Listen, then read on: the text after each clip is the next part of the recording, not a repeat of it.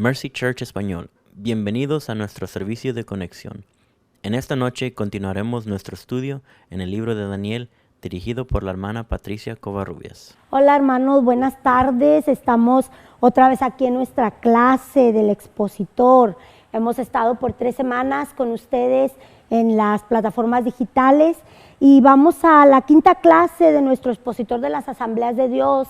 La clase de esta tarde, hermanos, es la visión del carnero y el macho cabrío en el capítulo número 8 de Daniel. Las semanas anteriores hemos estado viendo las profecías de Daniel, vamos a continuar con ellas y en esta hora, hermanos, nos toca el capítulo número 8. En este capítulo vamos a ver un poco más desarrolladas las mismas profecías o los mismos sueños y visiones que hemos visto en los capítulos anteriores. En el capítulo número 2 de Daniel estuvimos viendo a la estatua que soñó el rey Nabucodonosor, que representan, hermanos, los reinos de la antigüedad, pero con la perspectiva externa que se le mostró al rey. En la segunda visión que tuvo Daniel, en el primer sueño que tuvo Daniel, en el capítulo número 7 de la semana pasada, estuvimos viendo estas mismas naciones, pero lo estuvimos viendo en la perspectiva que le está dando Dios a Daniel, que es una perspectiva espiritual. Eran las mismas bestias, eran las bestias subiendo del mar, unas con aspecto terrible, y Daniel cuando las presenta y las explica, hermano, lo que nosotros podemos ver es la esencia interior o espiritual de estas naciones que estuvieron dominando a lo largo de la antigüedad. Esta noche vamos a ampliar un poco más con 2 de estas naciones, hermano, que están ahí en el capítulo número 8. Esta porción es una visión que tuvo Daniel en el 3er año del reinado del rey Belsasar. Si usted me acompaña a la lectura, vamos a Daniel capítulo 8. Y dice así, vamos a estar leyendo unos versos, sí, vamos a saltar a otros, vamos a destacar los versos más importantes para la explicación de la palabra en esta hora. Dice así, Daniel 8:1, en el año 3 del reinado del rey Belsasar, me apareció una visión a mí, Daniel, después de aquella que me había aparecido antes. Está refiriéndose a la visión que tuvo en el capítulo número 7. Vamos al 3 para ver qué es lo que vio. Dice, alcé los ojos y miré, y he aquí un carnero que estaba delante del río y tenía 2 cuernos. Y aunque los cuernos eran altos, uno era más alto que el otro, y el más alto crecía después. Vi que el carnero hería con los cuernos al poniente, al norte, al sur, y que ninguna bestia podía parar delante de él, ni había quien escapase de su poder, y hacía conforme a su voluntad y se engrandecía. Verso 5. Mientras yo consideraba esto, he aquí un macho cabrío venía del lado poniente sobre la faz de la tierra sin tocar tierra. Y aquel macho cabrío tenía un cuerno notable entre sus ojos. Y vino hasta el carnero de 2 cuernos, que yo había visto en la ribera del río, y corrió contra él con la furia de su fuerza. Y lo vi y llegó junto al carnero y se levantó contra él y lo hirió y le quebró sus 2 cuernos. Y el carnero no tenía fuerza para pararse delante de él y lo derribó a tierra y lo pisoteó. Dice el 8. El macho cabrío se engrandeció en sobremanera, pero estando en su mayor fuerza, aquel gran cuerno fue quebrado y en su lugar salieron otros 4 cuernos notables hacia los 4 vientos del cielo, y de cada uno de ellos salió un cuerno, y de uno de ellos salió un cuerno pequeño que creció mucho al sur y al oriente y hacia la tierra gloriosa.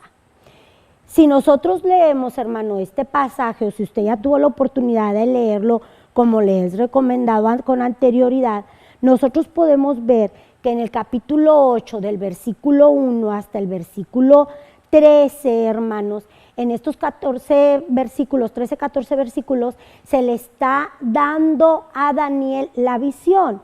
Él está viendo esto en su cabeza como unas imágenes que él no podía entender o que él no podía acomodar. Yo no sé cuántas veces usted se ha sentido así perturbado, que no sabe cómo acomodar los pensamientos. Pues en este tiempo él se sentía así.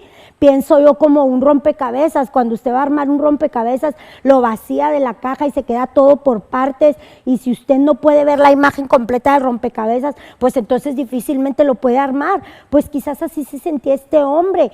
Tenía las imágenes que había visto, un carnero que venía con fuerza, con 2 cuernos, que arrasaba con todo, pero luego después ve que topa con el carnero un macho cabrío con un solo cuerno y se rompe y luego salen 4 y después de los 4 sale uno pequeño. Entonces él está diciendo, ¿qué está pasando?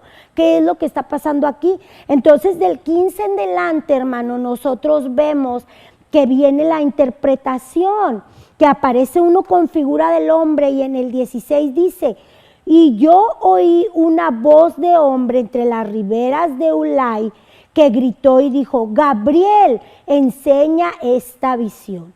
Aquí lo que estamos viendo, hermano, en esta porción es que Dios envía un mensajero divino para que sea el intérprete de las visiones que Daniel había tenido, y entonces él las pudiera escribir, las pudiera plasmar y las pudiera dejar aquí para nosotros ponerlas, tener en cuenta ahora. Ahora, vamos a recordar, hermano, que nosotros tenemos la palabra de Dios que nos interpreta lo que Dios quiere hablarnos a nosotros, pero en este tiempo, en el tiempo de los profetas, ellos eran los intérpretes a través de intérpretes divinos para poder revelarle al pueblo, para poder revelarle a las personas lo que significaba la palabra de Dios que ellos habían recibido. Por eso eran profetas, porque ellos declaraban la palabra de Dios, la interpretaban para el pueblo, para que el pueblo la pudiera entender. Aquí en esta porción de la mitad del capítulo en delante vemos entonces al intérprete divino que se presenta y le empieza a relatar, hermanos, lo que significa la visión del carnero y del macho cabrío que él había tenido. En estos versículos, hermano, del 17 en delante, dice que ahí es donde él estaba totalmente asombrado, que se postró, que no entendía, y entonces el intérprete le dice que entienda lo que se le va a empezar a enseñar y a decir. Y nosotros podemos leer, hermanos, si usted ahí tiene su Biblia abierta conmigo, a partir del versículo 20 del capítulo 8, es donde el intérprete empieza a darle la revelación de la visión que él había tenido. Y la interpretación, hermano, es la siguiente, le dice en el 20, en cuanto al carnero que tú vistes, que tenía 2 cuernos, estos son los reyes de Media y de Persia. El 21, el macho cabrío es el rey de Grecia, y el cuerno grande que tenía entre sus ojos es el primer rey. El 22, y en cuanto al cuerno que fue quebrado y sucedió 4 en su lugar, significa que 4 reinos se levantarán de esa nación, y aunque no con la misma fuerza de él. El 23, y al final del reinado de estos, cuando los transgresores lleguen al colmo, se levantará un rey de rostro activo y entendido en enigmas, y su poder se fortalecerá, mas no por su propia fuerza, y causará grandes ruinas, prosperará y hará arbitrariamente, y destruirá a los fuertes y al pueblo de los santos. Aquí le está dando la revelación, hermano, pero si usted lee la última parte, la revelación la está dando para protección del pueblo de los santos, para protección del pueblo judío.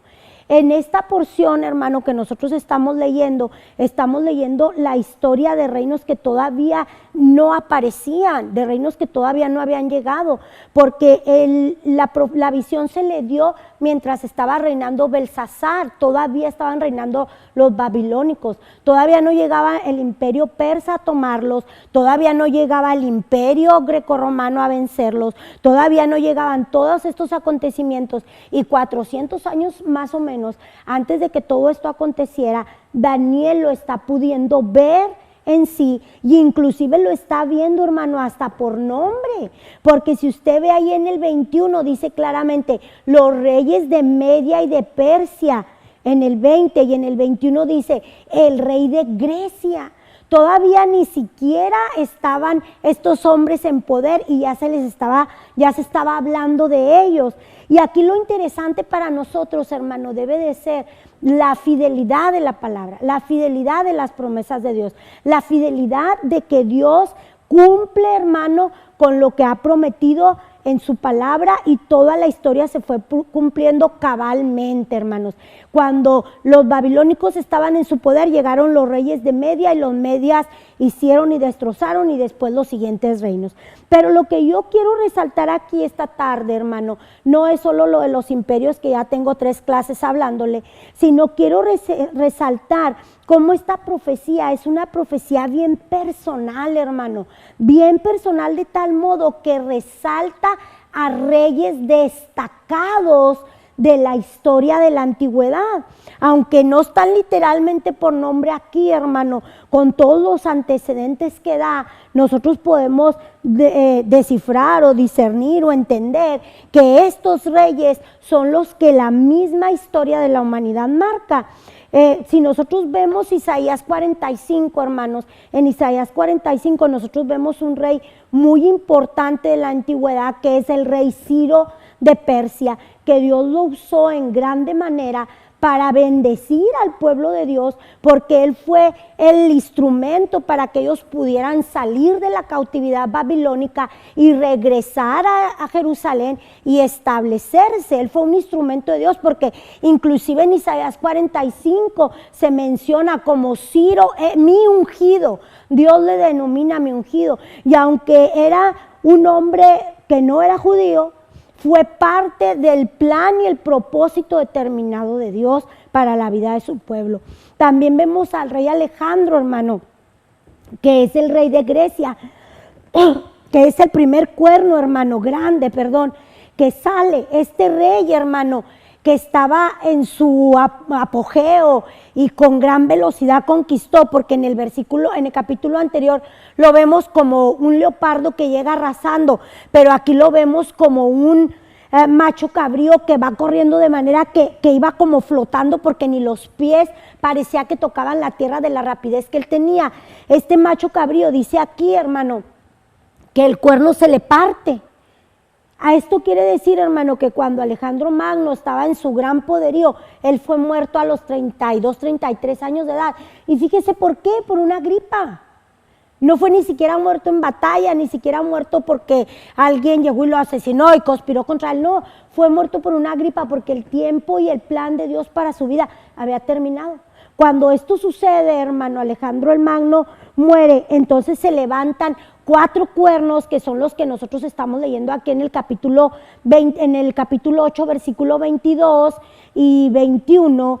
Estos 4 cuernos que se levantan, hermano, son los 4 generales con los que se reparte el gran reino greco-macedonio y se reparten la tierra entre ellos. Estos generales son Casandro, Seleuco, Ptolomeo y Lisimaco. Ellos se reparten la tierra, hermanos, y algunos de ellos tomaron más posesión, otros menos, pero toda la tierra que él había conquistado se quedó en poder de ellos. Jerusalén, por cierto, ¿verdad?, quedó en manos de los seleucitas, hermano, y al estar ahí Jerusalén, ellos tenían cierta libertad de culto que Alejandro Magno había establecido, porque ¿qué fue lo que este hombre estableció? Este hombre unificó el reino, hermano, de tal manera que todos hablaban griego. Y esto fueron las bases para que la palabra de Dios o los escritos sagrados, estoy hablando de los libros del Antiguo Testamento, pudieran ser traducidos, hermano, al griego, copilados y traducidos al griego, y fuera la manera en que más personas o más gente de los habitantes de la antigüedad pudieran tener contacto, hermano, con la palabra de los profetas y la palabra sagrada que tenía el pueblo de Israel.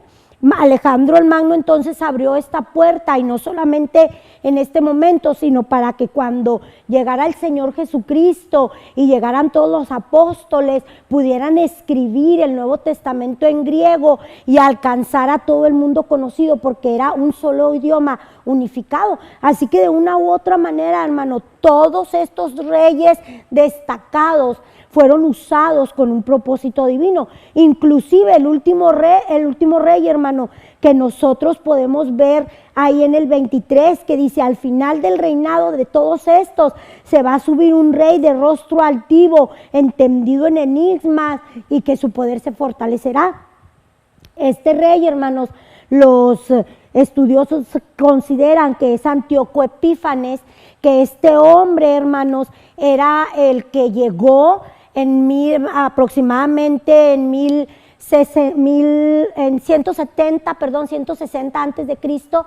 Él llegó, hermanos, y se estableció en Jerusalén para reinar, y lo que él hizo, hermano, fue que trató de helenizar a todos los judíos. ¿Qué quiere decir esto, helenizar? Bueno, quiso imponer la cultura griega para todos los judíos, hermanos, de tal modo que empezaron a contaminarse los judíos, empezaron a practicar cosas que ellos no practicaban, a comer comida que ellos no comían, a participar en asuntos que ellos no participaban como pueblo apartado de Dios. Y eso me hace a mí pensar, hermano, en que muchas veces nosotros como pueblo de Dios nos dejamos influir, así como se dejaron estos judíos por este rey influir. Nosotros también a veces nos dejamos influir por las personas que están alrededor nuestro. Inclusive aquí en su devocional, en su expositor, nosotros podemos ver que hay varias preguntas, hermano, y una de las preguntas es esto mismo, que cómo cree usted, que en qué medida es posible que muchas de nuestras amistades que no son cristianas, o muchas de nuestras amistades que practican muchas cosas que para el mundo están en un nivel bien o en un estándar correcto, pero para nosotros como creyentes no están. ¿Cuántas veces nosotros somos influidos para también participar de esta manera en ciertos actos que no nos son de edificación? Porque sabe, como decía yo en clases anteriores, hemos diluido tanto nuestra manera cristiana de estar apartados y de vivir, que muchas cosas se nos hacen como que, pues, ¿qué tiene de malo? A veces así nos preguntamos, ¿qué tiene de malo que practique ciertas cosas? Quizás algunos de estos judíos también así dijeron. ¿Y qué tiene de malo que yo vaya a los baños donde todos los hombres están desnudos de los griegos? ¿Qué tiene de malo? ¿Qué tiene de malo que yo empiece a conocer de la cultura de ellos y empiece a hacer cosas como ellos hacen? ¿Qué tiene de malo? Pero yo creo que la pregunta, hermano, que ellos debieron de haberse hecho, y que es la que debemos de hacernos también nosotros ahora, es: ¿y qué tiene de bueno? ¿Qué tiene de bueno para mi vida espiritual ciertas prácticas que otros hacen? ¿Cuánto me pueden afectar a mi vida espiritual y cuánto me pueden beneficiar para yo realizarlas? Entonces, estos reyes, hermano, que se presentan aquí, por lo menos 7, 8 reyes, de una u otra manera, hermanos, para bien o para mal, influyeron a la humanidad, a la historia de la humanidad, en este caso en particular al pueblo de Dios, porque la profecía, hermanos, si bien ha sido dada para todos nosotros y para que nosotros la entendamos, era con un plan y un propósito directo para que el pueblo de Dios estuviera alerta, para que el pueblo de Dios estuviera firme, para que el pueblo de Dios estuviera en una posición de retener su integridad. Y yo creo que es para la misma situación, hermano, para lo que la profecía es para nosotros. En aquel momento llegó el intérprete divino, el ángel Gabriel, que también aparece en los evangelios presentándosele a María. Llega el ángel Gabriel y le tiene que explicar a Daniel, interpretar las cosas. Nosotros no tenemos ahorita una manifestación celestial cada momento, pero sí tenemos la palabra de Dios, hermano, que es la que nos enseña, la que nos guía, la que nos dirige, la que nos instruye, la que nos revela la voluntad de Dios para nosotros, para nuestra vida, para cada una de las áreas de cómo debemos conducirnos. A veces decimos, ¿está bien hacer esto o está bien hacer lo otro? Y le andamos preguntando a todo el mundo qué está bien o qué está mal hacer, cuando lo que debemos de hacer es estudiar la palabra para que la palabra nos norme. La palabra es nuestra norma de fe y conducta. Yo como cristiano debo de ser normado por la palabra. Si bien es cierto, yo estoy sujeta a la ley terrenal, no está la ley terrenal nunca por encima de la palabra para mí, porque yo primeramente estoy sujeta a la palabra de Dios. Entonces, hermano, estos reyes, como le digo, que están aquí para que el pueblo estuviera alerta y entendieran que aun cuando Antíoco Epífanes hizo cosas terribles, porque él vino y tomó inclusive un cerdo y lo sacrificó ahí en el altar del templo, de tal manera que hizo una blasfemia, hizo un acto profano terrible. Ellos entendieron, hermano, que tenían que guardarse y que tenían que apartarse y que tenían que ver las profecías que 400 años estos hombres de Dios les habían dado para su beneficio. Y entonces, hermano, ¿cuál sería la aplicación para nosotros hoy? Porque eso es lo interesante, ¿verdad? La historia, si no tuviera aplicación para nosotros, se quedaría como historia, pero cuando la podemos aplicar para nosotros, entonces puede cobrar sentido. Estos reyes, hermano, tuvieron un propósito y un plan personal para sus vidas, para la historia de la humanidad. Y nosotros, usted y yo, cada uno de nosotros, tenemos también un plan y un propósito que Dios ha dado para nosotros. Ninguno de nosotros está sin propósito. Jeremías 29:11 dice, mas yo sé los pensamientos que tengo para vosotros, pensamientos de bien y no de mal, para poder llegar al fin, hermano, que Él tiene para cada uno de nosotros. Ahí en Jeremías 29, hermanos, nosotros podemos leer, vamos a leerlo para citarlo completamente, y aparte citarle los otros versos que son después de él, para que vea el sentido completo. Dice Jeremías 29:11, porque yo sé los pensamientos que tengo acerca de vosotros, dice Jehová, pensamientos de paz y no de mal, para daros el fin que esperáis. Y luego dice el 12, entonces me invocarás y vendré y oraréis a mí y yo os oiré. Y me buscaréis y me hallaréis, porque me buscáis de todo vuestro corazón, dice el 13. ¿Sabe? Cuando yo pienso en todo esto, hermano, quizás nosotros en algún momento nos encontramos así como se encontró Daniel, que necesitaba interpretación. En algún momento nos sentimos como que nuestra vida es como un rompecabezas. Yo recuerdo hace años así, tuvimos un tiempo difícil como familia y yo decía, ¿qué está pasando? Parece que no encuentro solución, parece que no hallo la pieza siguiente, la pieza clara para poner enseguida. Y entonces yo recuerdo que en mi devocional yo leí esta porción de la palabra y esta porción me trajo a mi vida fe. Porque yo dije, bueno, quizás sí, parece como que es un rompecabezas, parece como que no sabes a veces cuál es la siguiente pieza a poner, pero Dios siempre tiene en su mano la siguiente pieza.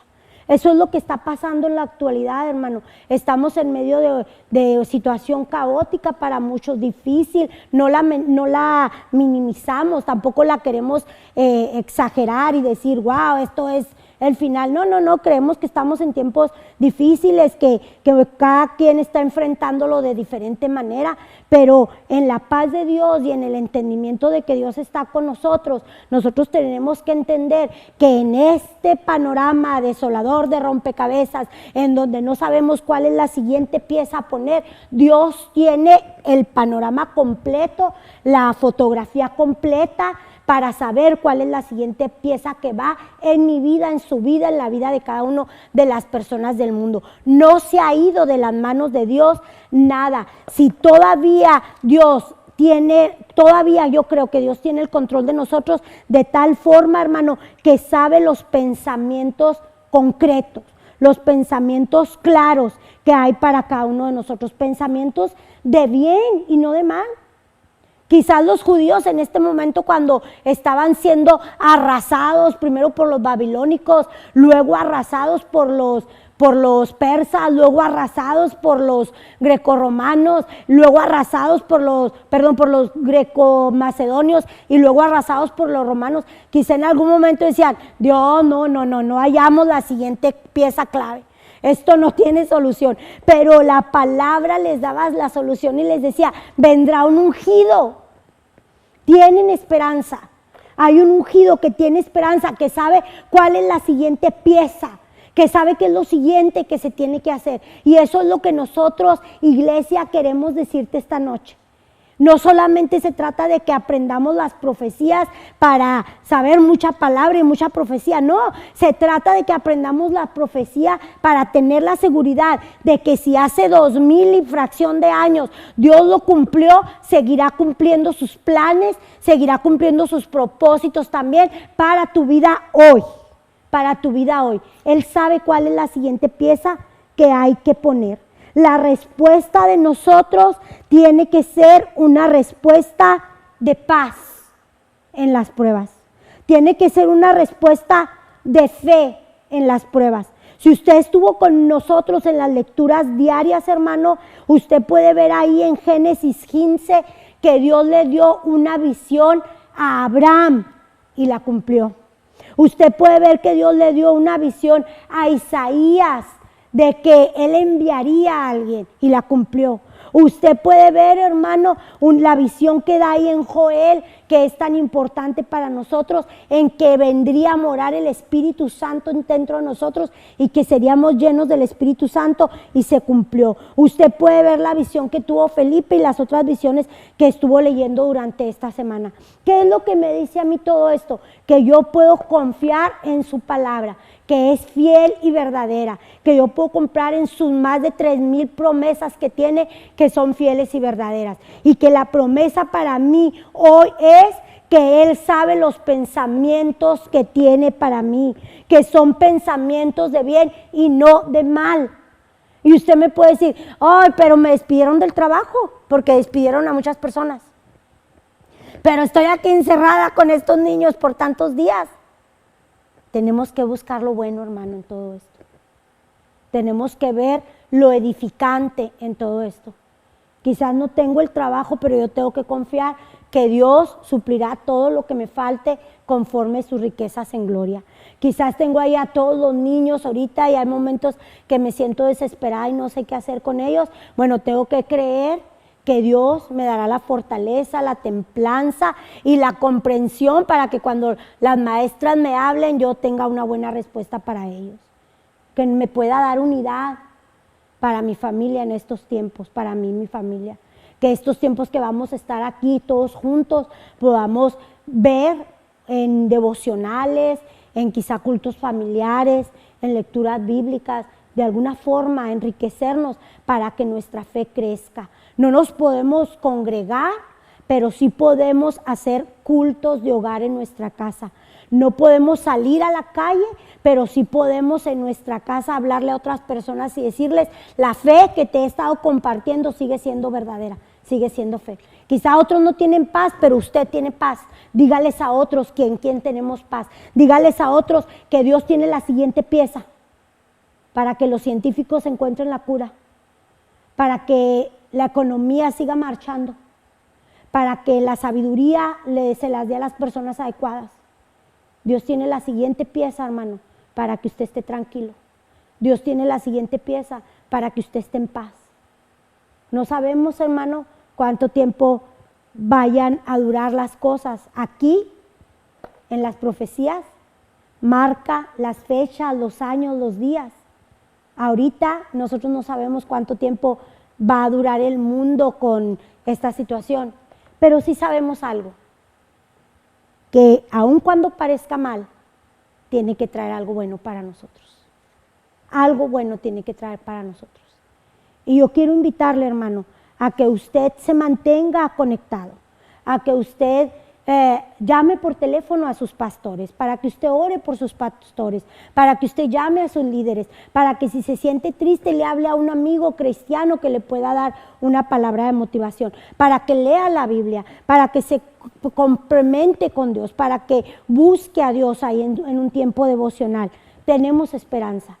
Los planes que Dios tiene para nosotros no son de mal, son de bien, para darnos el fruto que necesitamos. Así que, ¿qué le parece si oramos? Padre, estamos delante de tu presencia, Señor. Tú conoces cómo está tu pueblo, Señor, en este tiempo.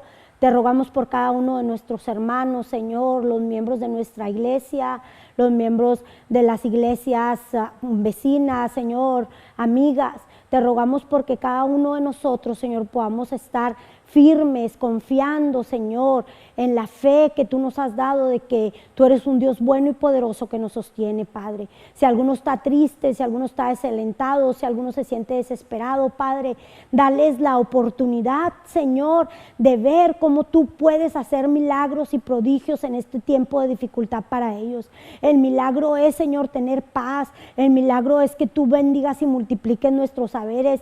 El milagro es que podamos estar en unidad, Señor. Gracias por cada uno de nosotros que estamos todavía, Señor, adelante sirviéndote y esperando en ti, Señor. Bendice nuestros pastores, Señor. Bendice nuestros vecinos. Ayúdales, Señor. Sé con ellos. Que cada uno, Señor, de los de tu pueblo y cada una de las personas que son nuestros vecinos alrededor nuestro, nosotros podamos ser de ayuda y de testimonio, que podamos compartir lo que tenemos con otros y que sobre todas las cosas, Señor, podamos tener paz y la confianza de que tú tienes planes para nosotros. Señor, en el nombre de Jesús, sé con mis hermanos y ayúdanos, Padre. Muchas gracias, Señor. Muchas gracias, hermanos, por acompañarnos. Le esperamos en nuestros siguientes programas de conexión y en el culto del domingo. Y Dios le bendiga. Hasta luego. Denos un like. Gracias por acompañarnos esta noche. Esperamos que esta enseñanza sea de bendición. Si gusta dar una donación, ofrenda o diezmo, puede hacerlo por visitando nuestra página web en bethesda-sa.org/online-giving. Puede mandar un texto al número de 210-899-6801 o puede enviar por correo a la dirección de la iglesia ubicada en 8311 Sur Zarzamora, San Antonio, Texas, 78224.